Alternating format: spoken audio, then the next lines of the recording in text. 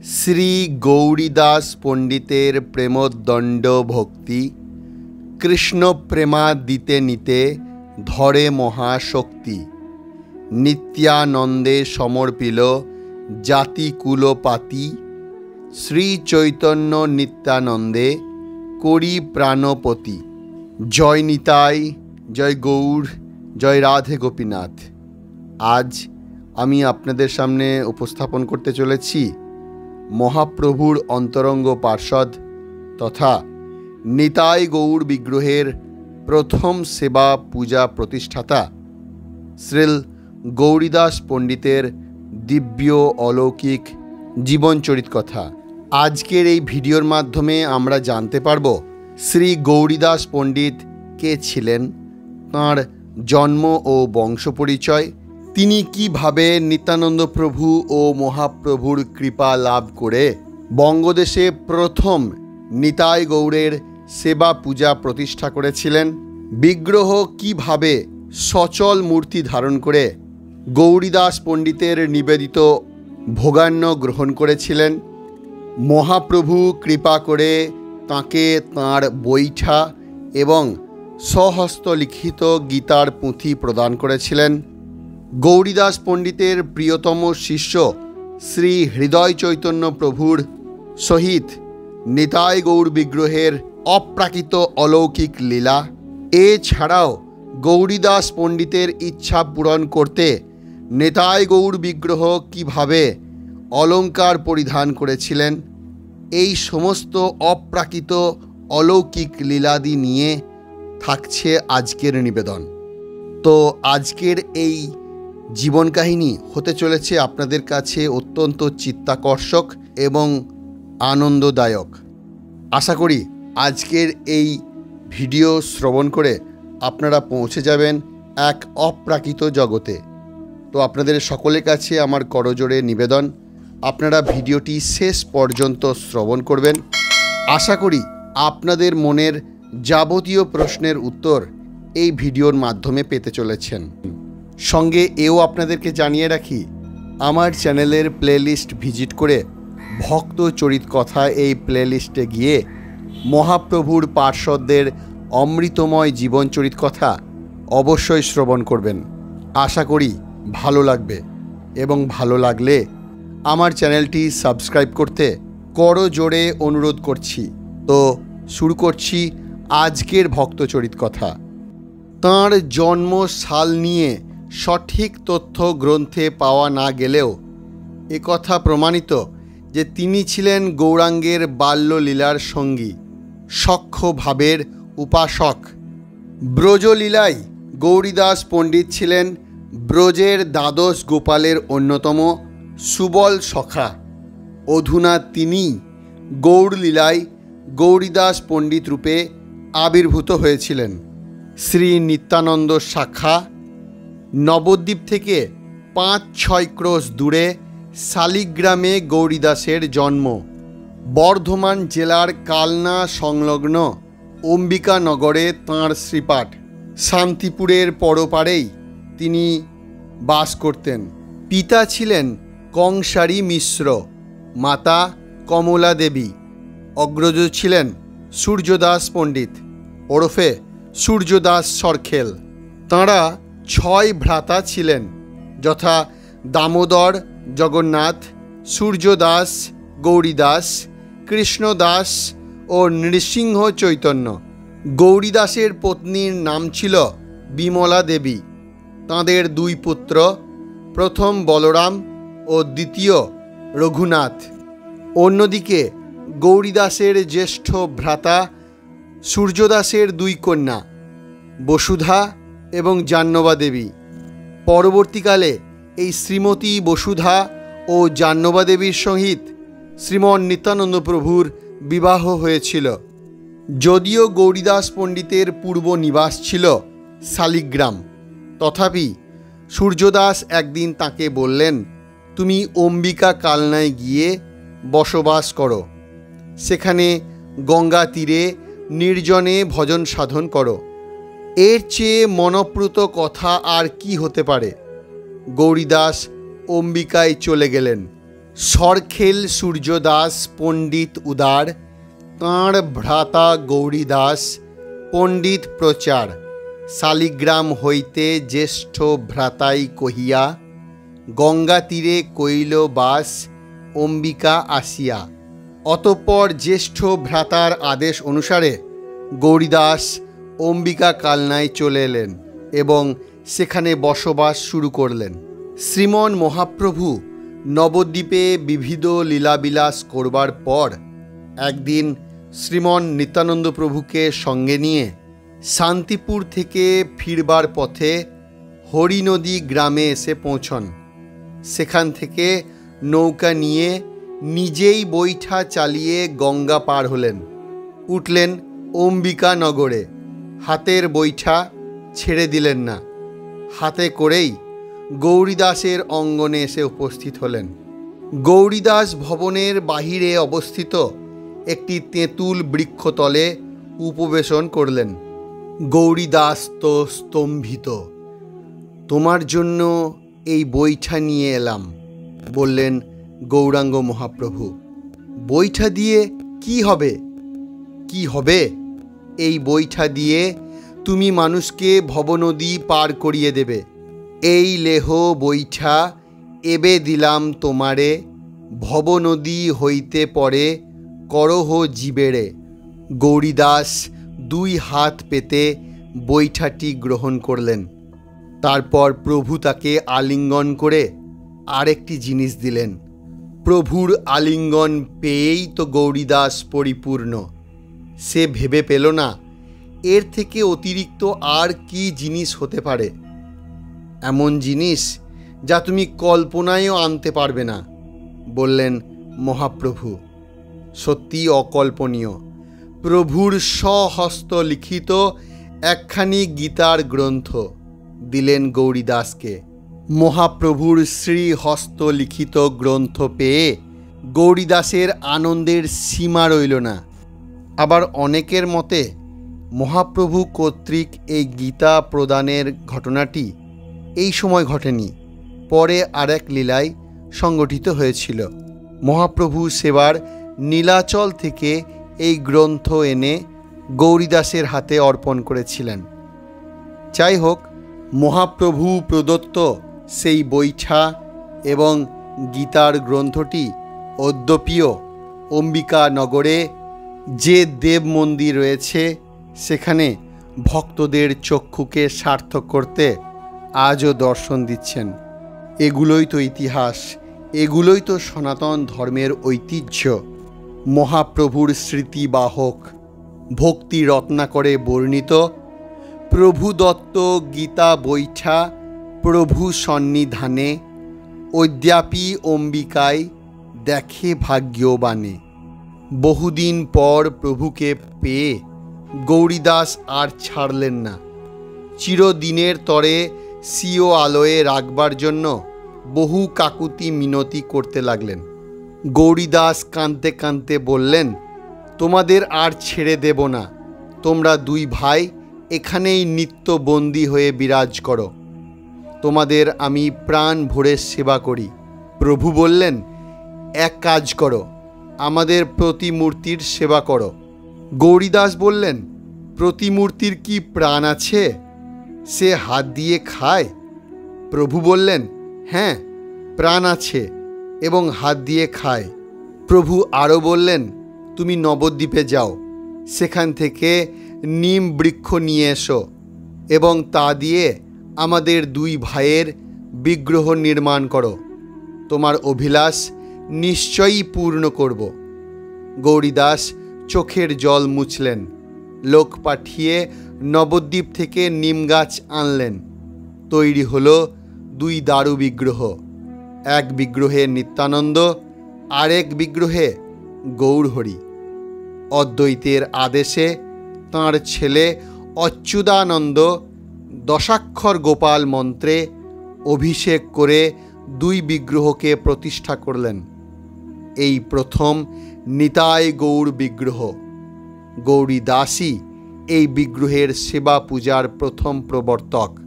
এই প্রসঙ্গে আর একটি ভিন্ন মতও প্রচলিত রয়েছে। মতটি হল মহাপ্রভু নিজ হস্তে নিম বৃক্ষ দিয়ে শ্রীমন নিত্যানন্দ ও তাঁর স্বয়ং প্রতিমূর্তি নির্মাণ করে গৌরীদাসকে দিয়েছিলেন এবং বলেছিলেন, এই নাও আমাদের প্রতিমূর্তি এবং এই প্রতিমূর্তির সেবা করো। যাই হোক, মহাপ্রভু স্বয়ংই নির্মাণ করুন আর মহাপ্রভুর আদেশেই নির্মিত হোক, এই দুই বিগ্রহের সেবা পূজা অদ্যপিও অম্বিকা কালনা নগরে মহাপ্রভুর মন্দিরে প্রতিষ্ঠিত রয়েছে। আপনারা এখন দর্শন করছেন সেই ভুবন মনোহর রূপ স্বয়ং শ্রী গৌরহরি ও শ্রীমন নিত্যানন্দ প্রভু। এবার এই লীলাকেই এগিয়ে নিয়ে যাই। মহাপ্রভু তারপর বললেন, গৌরীদাস, এবার আমাদের চারজনকে খেতে দাও। গৌরীদাস বললেন, চারজন? হ্যাঁ, আমরা দুই ভাই আর ওই দুই বিগ্রহ, চারজনের জায়গা করো, এই দুই বিগ্রহও খাবে। গৌরীদাস বললেন, ওই দুই বিগ্রহও খাবে? মহাপ্রভু বললেন, নিশ্চয়, নইলে তুমি বিশ্বাস করবে কেন? পরম আনন্দে প্রচুর রান্না করলেন গৌরীদাস, চারখানা আসন পাতলেন। প্রভু আর নিত্যানন্দ এবং তাঁদের দুই বিগ্রহ একসঙ্গে বসে আহার করলেন। কে বিগ্রহ আর কে স্বরূপ তার কোনো তারতম্য নেই। গৌরীদাস বুঝতেই পারলেন না প্রকৃত শ্রীমূর্তি কারা আর প্রতিমূর্তি বা কারা। এরপর মহাপ্রভু গৌরীদাসকে বললেন, আমাদের চারজনের মধ্যে আমাদের দুজনকে তুমি বেছে নাও। তখন মহাপ্রভুর মায়ায় ছলিত হয়ে গৌরীদাস প্রকৃত মহাপ্রভুকে বিগ্রহ স্বরূপ ভাবলেন এবং প্রতিমূর্তিকে স্বয়ং মহাপ্রভু ও নিত্যানন্দ প্রভু জ্ঞান করে তাদেরকে গ্রহণ করলেন। ফলত প্রকৃত মহাপ্রভু ও শ্রীমন নিত্যানন্দ প্রভু গৌরীদাসের কাছ থেকে বিদায় নিলেন। গৌরীদাস পণ্ডিত পরবর্তীতে উপলব্ধি করেছিলেন যে মহাপ্রভু দ্বারা তিনি ছলিত হয়েছেন। তথাপিও সবই মহাপ্রভুর ইচ্ছা। এই রূপ জ্ঞান করে এই দুই বিগ্রহের সেবা পূজায় নিজেকে মগ্ন করেন। তিনি সবসময় মন্দিরের দ্বার বন্ধ করে বিগ্রহের সেবা পূজাদি করতেন, কারণ তাঁর একটি ভয় ছিল, বিগ্রহদ্বয় যদি কোনো ভক্তের আকর্ষণে তাঁকে পরিত্যাগ করে চলে যান, তাই তিনি এই রূপ কাণ্ড করতেন। ফলত ভক্তমণ্ডলী এই দুই বিগ্রহের স্বরূপ দর্শন করতে পারতেন না। পরবর্তীকালে সচিমাতা মতান্তরে জাহ্নবা মায়ের অনুরোধে গৌরীদাস পণ্ডিত বিগ্রহের ঝলক দর্শন ভক্তদের জন্য সুলভ করেন। আর আজও সেই ঝলক দর্শন শ্রীমন্দিরে চালু রয়েছে। এই দুই বিগ্রহের তাই আর এক নাম ঝলক দর্শন বিগ্রহ। পরবর্তীকালে এই দুই বিগ্রহ গৌরীদাস পণ্ডিতের সঙ্গে নানাবিধ অলৌকিক লীলাদি সম্পন্ন করেছেন। একদা হয়েছে কি, শ্রী গৌরীদাসের প্রেমাধীন হয়ে শ্রী গৌর নিত্যানন্দ শ্রীমূর্তি ধারণপূর্বক বিহার করতে লাগলেন। শ্রী গৌর নিত্যানন্দ মৃদু হাস্য করতে করতে গৌরীদাসকে বললেন, হে গৌরীদাস, তুমি পূর্বে সুবল সখা ছিলে, এইসব কি তোমার মনে নাই? যমুনা পুলিনে আমরা কত লীলাবিলাস করেছি। শ্রী গৌর নিত্যানন্দ এইরূপ মধুর আলাপ করতে করতে কৃষ্ণ বলরাম মূর্তি ধারণ করলেন। সেই গোপবেশ, হস্তে সিঙ্গা, বেত্র ও বেনু, শিরে শিখিপুচ্ছ, গলে বনমালা, চরণে নূপুর দাম। শ্রী গৌরীদাসও পূর্বভাব ধারণ করলেন। এইভাবে কিছুক্ষণ বিলাস করলেন। অতঃপর প্রভুর ইচ্ছায় শ্রী গৌরীদাস স্থির হলেন। শ্রী গৌর নিত্যানন্দ সিংহাসনে উপবেশন করলেন। প্রতিদিন বহুবিধ ব্যঞ্জন রন্ধন করে শ্রী গৌরীদাস শ্রীমন গৌর নিত্যানন্দকে ভোগ দিতেন। সর্বদা সেবায় তন্ময় থাকতেন।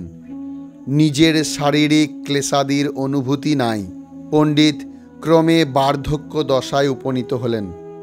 তথাপি ঐরূপ রন্ধন করে ভোগ দেওয়া বন্ধ করলেন না। তাঁর রন্ধন শ্রম দেখে শ্রী গৌর নিত্যানন্দ একদিন বাইরে রোষ ভাব দেখিয়ে অভুক্ত অবস্থায় রইলেন। তখন পণ্ডিত প্রণয় কোপ করে বলতে লাগলেন, বিনা ভক্ষণেতে যদি সুখ পাও মনে, তবে মোরে রন্ধন করাহ কি কারণে? এত কহি গৌরীদাস রহে মৌন ধরি, হাসি প্রভু পণ্ডিতে কহয়ে ধীরি ধীরি। অল্পে সমাধান নহে তোমার রন্ধন, অন্নাদি করহ বহু প্রকার ব্যঞ্জন। নিষেধ না মানো শ্রম দেখিতে না পারি, অনায়াসে যে হয় তাহাই সর্বোপরি। শ্রী গৌর নিত্যানন্দের এই উক্তি শুনে শ্রী গৌরীদাস বললেন, আজ তো ভোজন করো, বহু পদ করে তোমাদের আর ভোজন করাবো না। শাক মাত্র রন্ধন করে তোমাদের পাতে দিব। পণ্ডিতের কথা শুনে দুই ভাই হাসতে হাসতে ভোজন করতে লাগলেন। আর একটি লীলায় পাওয়া যায়, কোনো এক সময় পণ্ডিতের ইচ্ছা হলো গৌর নিত্যানন্দকে অলঙ্কার পরাবেন। তাঁর এই ইচ্ছা জানতে পেরে শ্রীমন গৌরহরি ও শ্রীমন নিত্যানন্দ প্রভু বিবিধ অলঙ্কার পরে সিংহাসনে বিরাজ করতে লাগলেন। আর এদিকে পণ্ডিত মন্দিরে প্রবেশ করে অবাক হলেন। এত অলঙ্কার কোথা থেকে এলো, কেই বা দিল? শ্রী গৌরীদাস আনন্দে বিহ্বল হলেন। শ্রী গৌর নিত্যানন্দ এই রূপে কতভাবে কত লীলাবিলাস করে শ্রী গৌরীদাসের ঘরে বিরাজ করতে লাগলেন। একদিন গৌরীদাস গদাধর পণ্ডিতের কাছে এসে উপস্থিত হলেন। বলো, তোমাকে কি দিয়ে তুষ্ট করি? গদাধর খুশি হয়ে জিজ্ঞাসা করলেন। গৌরীদাস বললেন, তোমার শিষ্য হৃদয়ানন্দকে আমায় দাও। হৃদয়কে ডাকলেন গদাধর। বললেন, আজ থেকে তুমি গৌরীদাসের হয়ে গেলে। গদাধর গৌরীদাসের হাতে হৃদয়কে সমর্পণ করে দিলেন, আর গৌরীদাস হৃদয়কে সমর্পণ করে দিলেন নিত্যানন্দ ও শ্রী চৈতন্যের যুগল বিগ্রহের চরণে। হৃদয়কে শাস্ত্র অধ্যয়ন করালেন, মন্ত্র দীক্ষা দিলেন গৌরীদাস। এবার তবে বিগ্রহ সেবায় আত্মনিয়োগ করো। হৃদয় খুব প্রেম ভরে সেবা করতে লাগলেন। এদিকে গৌর জন্ম উৎসব নিকটবর্তী হল। গৌরীদাস হৃদয়কে ডেকে বললেন, আমি সামগ্রী সংগ্রহের জন্য শিষ্য বাড়ি যাচ্ছি, তুমি সাবধান হয়ে বিগ্রহের সেবা করো। গৌরীদাস সেই যে গেল, আর ফিরবার নাম নেই। আর এদিকে হৃদয় উদ্বিগ্ন হল। উৎসবের আর 2 দিন মাত্র বাকি, তবুও গৌরীদাস অনুপস্থিত। এদিকে এখানেও বহু সামগ্রী এসে জমেছে। হৃদয় গুরুদেবের জন্য অপেক্ষা না করে নিজেই আয়োজনে প্রবৃত্ত হলেন এবং নিজেই চতুর্দিকে নিমন্ত্রণ করতে পাঠালেন। আর ঠিক তার পরদিনই ফিরলেন গৌরীদাস। হৃদয়ের এহেন আচরণে মনে মনে খুশি তো হলেন, কিন্তু বাইরে ক্রোধ দেখিয়ে গৌরীদাস বললেন, আমি থাকতে তোমার এই স্বতন্ত্রাচরণ কেন? মোর বিদ্যমানে কইলা স্বতন্ত্রাচরণ, নিমন্ত্রণ পত্রী পাঠাইলা যথাতথা। যে কইলা সে কইলা এবে না রহিবা এথা। ওইছে শুনি প্রণমিয়া চরণ যুগলে, গঙ্গা তীরে গিয়া রহিলেন বৃক্ষতলে। হৃদয়ের অভিমান হল। মনের দুঃখে শ্রী গুরু চরণে প্রণাম নিবেদন করে গঙ্গা তীরে এসে উপস্থিত হলেন এবং এক বৃক্ষতলে অবস্থান করতে লাগলেন। এমন সময় একজন ধনী নৌকায় বহু ধন নিয়ে হৃদয়ের নিকট এলেন। হৃদয় সেই ধন গুরু শ্রী গৌরীদাসের নিকট পাঠিয়ে দিলেন। সেই ধন দিয়ে হৃদয়কে গঙ্গা তীরে উৎসব করতে বললেন। শ্রী গুরুদেবের আদেশ পেয়ে হৃদয় গঙ্গা তীরে উৎসব আরম্ভ করলেন।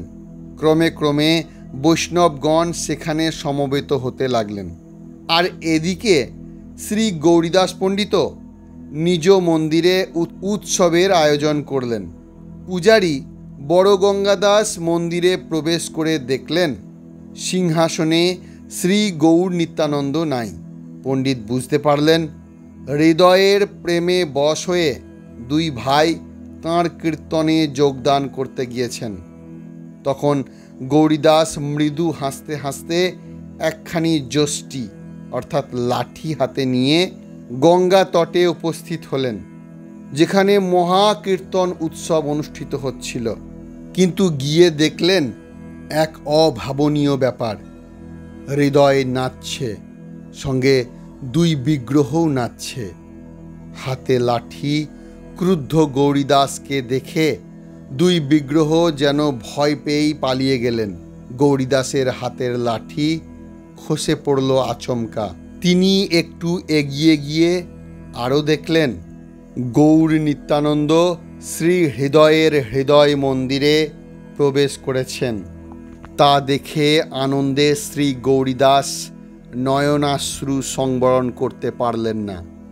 বাহ্যত যে ক্রোধ ছিল তা ভুলে গেলেন। দুই বাহু বাড়িয়ে জড়িয়ে ধরলেন শ্রী হৃদয়কে। বললেন, তুমি ধন্য, আজ হতে তোমার নাম হৃদয় চৈতন্য হলো। নয়ন জলে হৃদয় চৈতন্যকে সিক্ত করতে লাগলেন। হৃদয় চৈতন্য প্রেমে লুটিয়ে পড়লেন শ্রী গৌরীদাসের শ্রী চরণতলে। অতঃপর পণ্ডিত হৃদয় চৈতন্যকে নিয়ে স্বগৃহে ফিরে এলেন। মন্দিরে ফিরে এসে দেখলেন যুগল বিগ্রহ আবার স্বস্থানে উপস্থিত হয়েছে, হাসছে উজ্জ্বল নেত্রে। গৌরীদাসকে যেন বলছে, কি চিনলে তো হৃদয়ের গুরুভক্তি? আর চিনলে তো কে তার হৃদয়স্থ? এমন শিষ্য পেয়ে গৌরীদাসও ধন্য হয়ে গেলেন। অতঃপর মন্দির প্রাঙ্গণে মহাসংকীর্তন নৃত্য আরম্ভ করলেন।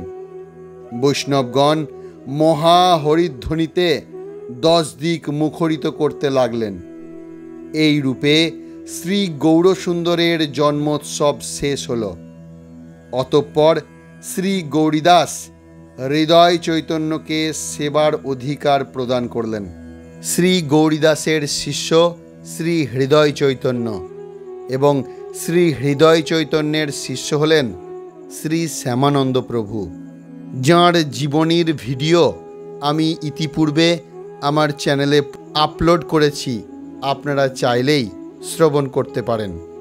অতঃপর শ্রাবণ শুক্লা ত্রয়োদশী তিথিতে শ্রী গৌরীদাস পণ্ডিতের তিরোভাব হয়। শ্রী নরহরি চক্রবর্তী ঠাকুরের রচিত শ্রী ভক্তি রত্নাকর গ্রন্থের 7ম তরঙ্গে শ্রী গৌরীদাসের মহিমা বর্ণন করা রয়েছে। এই গৌরীদাস পণ্ডিতের শ্রীপাঠ হল অম্বিকা কালনা। বর্তমানে এখনও শ্রী মন্দিরে এই ঝলক দর্শন বিগ্রহ রয়েছে, যে বিগ্রহ স্বয়ং মহাপ্রভু নির্মাণ করেছিলেন এবং গৌরীদাস পণ্ডিতের মাধ্যমে প্রথম নিতাই গৌড়ের সেবা পূজা প্রতিষ্ঠা করেছিলেন, যা পরবর্তীকালে হৃদয় চৈতন্য প্রভু সেবা পূজা করেছিলেন। এই কালনায় রয়েছে ইমলিতলা, অর্থাৎ সেই তেঁতুলতলা যেখানে গৌরীদাস পণ্ডিত ভজন করতেন, এবং এই স্থানেই মহাপ্রভু এবং নিত্যানন্দ প্রভু গৌরীদাস পণ্ডিতকে এসে দর্শন দিয়েছিলেন। এই ভিডিওতে আপনারা সেই স্থানও দর্শন করলেন।